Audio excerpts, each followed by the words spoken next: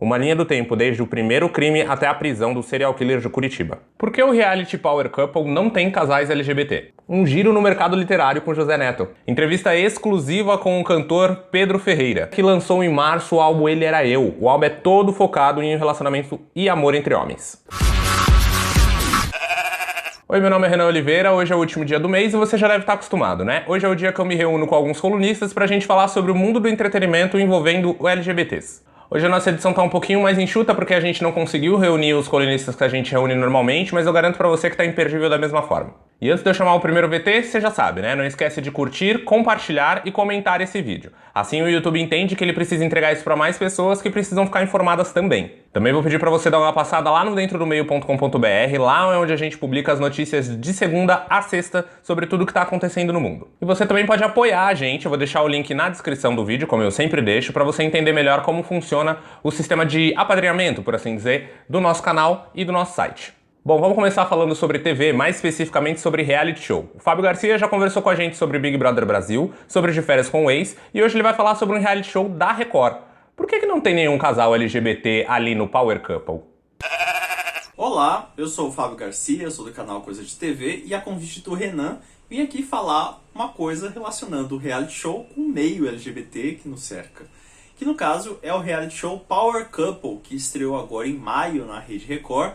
E ele veio na rabeira do Big Brother, né? Porque acabou o Big Brother, todo mundo estava assistindo. E toda a emissora tentou lançar o seu próprio reality para conseguir pegar um pouco desses pontos de audiência. Aí a Record lançou a 5ª temporada do Power Couple Brasil, que é um reality que ela vai fazendo há muitos anos. Só não teve no ano passado por causa da pandemia. E uma pergunta que muitas pessoas fazem é: se esse é um reality que reúne famosos e seus parceiros amorosos, por que nós nunca tivemos um casal gay ou um casal lésbico no programa? E aí eu venho aqui responder o motivo pelo qual isso acontece, que é porque é um reality show da Record. Acho que está respondido, muito obrigado, continue acompanhando aqui, me acompanhando no Coisa de TV também. Acho que vocês querem uma resposta um pouco melhor, então eu vou me aprofundar um pouco mais no assunto. O Power Couple Brasil não é um formato criado pela Record, ou seja, a Record foi em alguma feira de televisão, viu esse formato sendo vendido, conversou, pesquisou e decidiu comprar esse formato, dando a ela o direito de reproduzi-lo em seu país, no caso o Brasil. Originalmente, o Power Couple Brasil, ele não se chama Power Couple, ele veio do canal 10 de Israel. Não sei como se pronuncia 10, então não vou nem me arriscar a fazer isso. É um programa chamado Casais Vencedores VIP. Uma tradução, porque eu também não consigo pronunciar o nome do reality show no idioma deles. Que é basicamente exatamente o que era o Power Couple no seu comecinho. Vários famosos que levam seus maridos, esposas e etc. São confinados numa casa.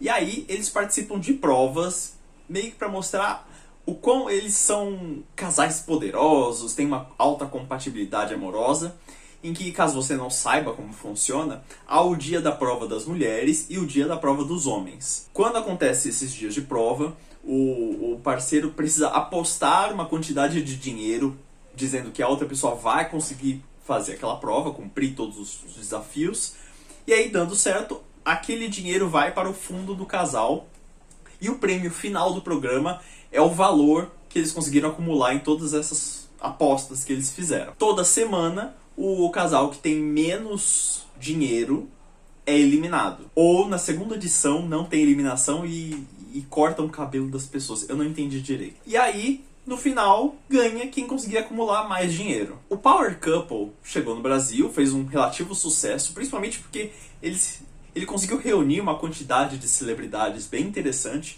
Na primeira edição, por exemplo, tinha a Gretchen. No decorrer dos anos, a Record foi mudando o Power Couple para se adequar às necessidades dela. Antigamente, o programa não era exibido diariamente, era transmitido em dias específicos, e ele foi exibido gravado. Não tinha pay-per-view, não tinha nada. Como o brasileiro gosta de Big Brother, gosta de A Fazenda, a Record foi fazendo pequenas modificações.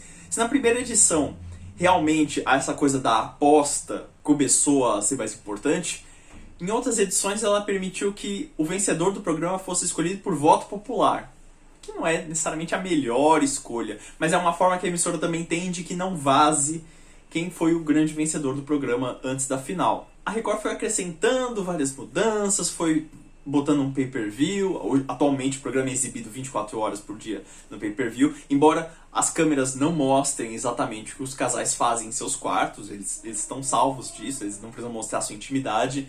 Ainda assim, uma boa parte da intimidade deles é exposta. Recentemente, teve o caso de uma participante do Power Couple que estava se divertindo com o marido e emitiu ruídos bem altos, e isso atrapalhou um outro casal, e isso foi exibido normalmente na televisão. O Power Couple, o formato foi replicado em vários países, tem versão em Portugal, versão na Alemanha, na Bulgária. Ele não foi muito longe em nenhum desses países. Os países que tiveram mais edições do Power Couple foi o Brasil e a Alemanha. Nem em Israel mesmo, ele teve tantas edições assim. E pelo que eu dei uma olhada por cima, aparentemente todos os países trazem casais heterossexuais. Na primeira edição do programa tinha bastante isso de provas. As provas das mulheres eram coisas que desafiavam as mulheres usando alguns estereótipos meio limitados. Hoje em dia já não tá mais tanto assim, mas tinha bastante isso. Então talvez isso daria dificuldades para equilibrar o jogo colocando um casal de pessoas de mesmo sexo. Se colocássemos dois homens, os dois iam fazer a prova no Dia dos Homens, ou os dois iam fazer no Dia das Mulheres, um das mulheres nos homens, quem vai escolher isso? Obrigado, temos um alarme de carro por aqui. Está me atrapalhando. Muito obrigado. Então isso pode ter trazido algumas dificuldades para que esse reality show seja tão heteronormativo. Porém, fica a mesma pergunta. A Record mudou radicalmente o formato do programa para atender as necessidades dela. Ela botou um pay-per-view, ela botou uma duração maior, a gente acompanha todos os dias de cada um dos casais, exibição todos os dias. Ela transformou a eliminação, que era para ser por quem tem menos dinheiro, em uma votação tipo a Fazenda, com voto popular. Tudo agora é decidido por voto popular, o dinheiro meio que não importa. Mas se a Record tem tanto poder assim de moldar o formato ao que ela deseja, por que não temos, então, casais de mesmo sexo? Ela poderia arranjar alguma forma de burlar tudo isso e colocar. Aí a resposta, a gente volta pro que eu falei logo no começo, porque é a Record. Ela não tem tanto interesse assim. Ela parece não ter tanto interesse assim em colocar pessoas LGBT em seus programas, exceto quando elas são usadas meio como alívio cômico, tipo quando participou Evandro Santo da Fazenda, ou quando participou o Gominho, Dani People. Essas pessoas acabam sendo meio vistas como chacota nos programas. Então, é isso. Não temos casais de pessoas de mesmo sexo, ou de minorias, etc. no Power Couple, porque eu acho que é Record. Então é isso. Se vocês quiserem acompanhar vídeos sobre televisão, eu tenho meu canal, que é o Coisas de TV, e apareço às vezes aqui para falar algum assunto pertinente relacionado ao tema do Dentro do Meio. E continue acompanhando aí. Muito obrigado. Até mais, gente. E tchau. E saindo do mundo da televisão para o mundo da música, eu tenho uma entrevista exclusiva agora com o Pedro Ferreira, que em março lançou o álbum Ele Era Eu.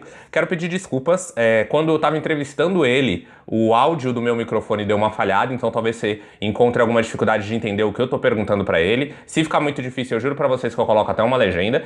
E também pedir desculpa pelo atraso, porque como eu disse, eu entrevistei ele lá em março, mas só hoje que eu tô conseguindo trazer isso pra vocês aqui, por causa do processo de transcrição, pra eu colocar a entrevista na íntegra lá no dentrodomeio.com.br, e também de edição pra trazer pra vocês aqui. A versão que eu tô trazendo aqui é uma versão muito menor do que o material bruto que a gente teve de 40 minutos batendo um papo sobre esse álbum. Sem mais delongas, Pedro Ferreira. A primeira pergunta é: como é a sua relação com a música? A relação com a música começou desde muito pequeno. Eu não tinha muito gosto pela música, assim, um gosto que qualquer pessoa diria que é um gosto assim, natural.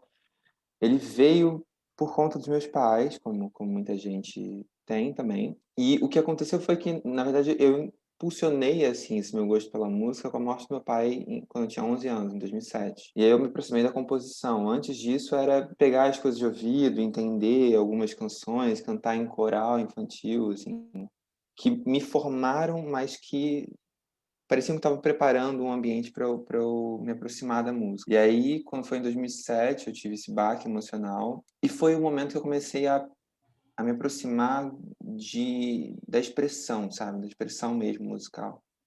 Não só das notas, não só da harmonia, nem da melodia, mas da expressão enquanto forma de processar o mundo. Qual que é a diferença entre compor música em inglês e música em português? Porque no seu primeiro álbum tem uma música que você mescla as duas línguas, né? Eu já ouvi algumas pessoas falando que o inglês tem mais musicalidade porque as rimas são fáceis e pegam.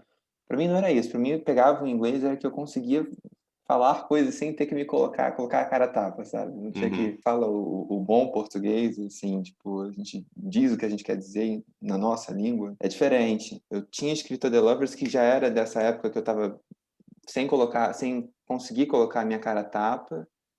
E quando eu fui fazer realmente Hoje Eu Vou Te Contar, eu falei, cara, eu preciso escrever na língua mãe as coisas que eu tô querendo dizer com sinceridade. E ali já era uma canção gay, só que eu não assumia isso na minha cabeça e também não colocava isso como uma... Preferia deixar passar, entendeu? Qual a importância de ter um álbum seu cantando em português sobre o amor entre dois homens, né? Em tempos em que a gente tem um homofóbico na presidência do Brasil? O fato da gente ter esse tipo de ser, assim, na presidência da República é um período passageiro. O que eu acho que fica é sempre o afeto. Eu tô aqui estudando um movimento específico que aconteceu nos anos 80. Esse movimento se chama movimento de arte pornô. O uso do corpo nesse movimento é um uso político através do afeto, em que o corpo, que eles falam que o corpo ensanguentado não tem na representação artística para esse movimento não tem tanta força quanto um corpo de afeto e um corpo onde a sexualidade está exposta. A sexualidade é uma arma de resistência extremamente forte, porque ela atinge na gente o que a gente tem de impulso. Escrever esse álbum para mim foi um processo na linguagem, assim, onde eu entendo que eu chego nas pessoas e eu ataco num lugar em que o Jair Bolsonaro e tantos outros que seguem ele nunca vão conseguir chegar, porque é um lugar onde essas pessoas também têm, é um espaço que essas pessoas também têm. Então, fazer uma canção de amor é, ao mesmo tempo, a coisa mais universal que existe, também é a coisa mais específica que existe. Lançá-lo nesse momento é, para mim, estar de frente com o caos e atacá-lo por outro espaço. Durante o mês da consciência negra saiu um dossiê chamado Acordo Invisível, a gente fez até uma matéria sobre isso lá no Dentro do Meio, e ele fala também sobre as diferenças de pautas de LGBTs negros e LGBTs brancos. Eu queria saber, falando sobre representatividade, se você acha que a sua música também toca homens gays negros e LGBTs negros como um todo. Essa pergunta que você me fez é uma pergunta muito importante, ela me faz muito pensar. Porque realmente, assim, o que eu falo pode ser visto e pode ser observado por homens gays negros e homens trans também. Pode ser observado também. Mas claramente vai ser diferente. Claramente vai ser diferente. Eu acho que o que eu posso fazer dentro do meu trabalho, eu tenho um pouco de dificuldade, Renan, assim, sendo bem sincero, eu tenho um pouco de dificuldade de assumir, e eu não acho que eu consiga assumir, nem acho que deva assumir um discurso que não é o discurso da minha vida. Não é o discurso do que eu passo, não é o discurso do que eu vivo. Então eu não poderia falar, assim, como quando aconteceu a situação que levou a música Tão Difícil Amar um Homem, a primeira coisa que eu e o meu namorado pensamos foi, bom, a gente está nessa situação e a gente foi agredido dessa maneira. Se nós fôssemos dois homens negros juntos, a gente não sabe se a gente estaria vivo. Então é muito difícil responder essa pergunta. É muito difícil. E eu estou aqui observando essa situação, vivendo, depois de que esse álbum me fez observar a minha vivência enquanto homem gay, eu estou observando agora a minha vivência enquanto um homem gay branco fora do país, que é um dos maiores privilégios que há entre a nossa comunidade, entre o que a gente vive. O que eu acho que eu posso fazer e o que eu acho que eu tento fazer é me aproximar das pessoas, entender como eu posso fazer com que outros artistas, outros homens gays que são artistas também, possam ter a visibilidade que eu estou tendo, que eu estou conseguindo, entendeu? Eu acho que isso é do que eu estou aprendendo Esse é o primeiro passo do que eu consigo fazer. O resto, eu estou aprendendo e estou me mantendo sempre aberto. E agora é hora da gente fazer aquele giro no mercado literário. O José Neto vai contar pra gente as novidades do selo New Pop e algumas outras coisinhas. Chega aí, Neto! Oi gente, eu sou o Neto do canal Mil Páginas e eu tô aqui mais uma vez para comentar sobre a curadoria de quadrinhos, de notícias literárias. E maio foi um mês bem calmo, porque eu acho que as editoras elas estão se preparando um pouco para o mês de junho, né, para o mês do orgulho, mas a gente teve algumas indicações do que vem por aí. Há alguns meses atrás a gente comentou sobre o nascimento do selo Pride da editora New Pop e a pré-venda do seu primeiro título já começou, está previsto para lançar agora em junho, On or Off, que é um manhwa que foi lançado via webcomics, né? E agora ele está saindo em edição física. Ele é um manhwa que vai tratar de um relacionamento homoafetivo de homens adultos, né? Então ele não é tão juvenil assim. E uma característica bem interessante da obra, para dizer assim, é que o Brasil ele vai receber uma versão sem censura. Então, nas cenas de sexo, a gente vai ter lá desenhadinho os membros dos personagens transando. Então, é algo que não teve em alguns países. Alguns países, né, eles colocam uma tarja, fazem aquele tipo de simplificação da imagem para não ficar tão visual o ato sexual assim, mas a nossa edição é uma edição mais 18 que vai ter todas as cenas e a gente vai poder conferir os dotes dos rapazes. E também a Marvel, que já vem trabalhando há algum tempo com relação aos quadrinhos do selo, né, Our Voices, que a Marvel tem lançado, ela anunciou um novo personagem gay, que é um mutante, e ele vai servir como um retcon meio que para a editora. O Somnus é um mutante que ele controla os sonhos das pessoas, a mutação dele permite que ele controle os sonhos das pessoas, ele tem uma capona que parece a noite, ele é todo maravilhoso, e esse mutante, ele aparentemente já faz parte da história dos X-Men há algum tempo, porém nunca apareceu, então ele meio que, quando ele vai surgir agora nesse momento, talvez as pessoas se lembrem ou ele apague de alguma maneira a memória das pessoas pelos sonhos, faça fingir que tudo foi um grande sonho das pessoas.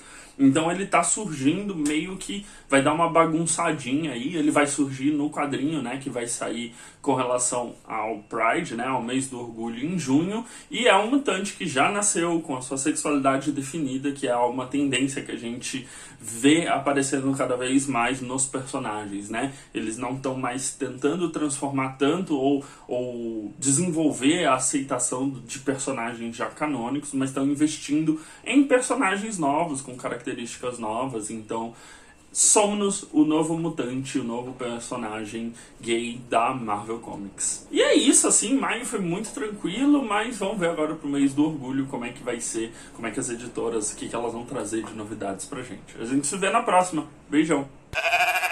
Obrigado, Neto. E agora a gente vai falar sobre um assunto um pouquinho mais sério. Aconteceu tudo muito rápido, mas no início do mês a gente ficou sabendo que tinha um serial killer em Curitiba matando homens gays que ele conhecia através de aplicativos de relacionamento. A gente fez algumas matérias sobre isso, acompanhando o passo a passo do caso, a investigação da polícia, e agora, no último final de semana, ele foi preso. Finalmente, a nossa justiça ela funcionou rápido, que é surpreendente, até triste falar isso, mas é surpreendente que em menos de um mês a gente tenha conseguido prender esse criminoso. Caso você não tenha acompanhado as matérias que a gente publicou no Dentro do Meio, eu vou fazer para vocês aqui agora uma pequena linha do tempo de como aconteceu tudo. A primeira notícia sobre as ações desse criminoso chegou à imprensa ali por volta do dia 10 de maio, mas o primeiro crime teria acontecido no final do mês de abril, ainda em Abelardo Luz, fora de Curitiba. A vítima, identificada como Robson Paim, só foi encaixada na série de crimes do serial depois que encontraram as duas outras vítimas em Curitiba. O acusado de cometer esses crimes, o José Tiago Correia Saroca, tinha uma assinatura muito específica.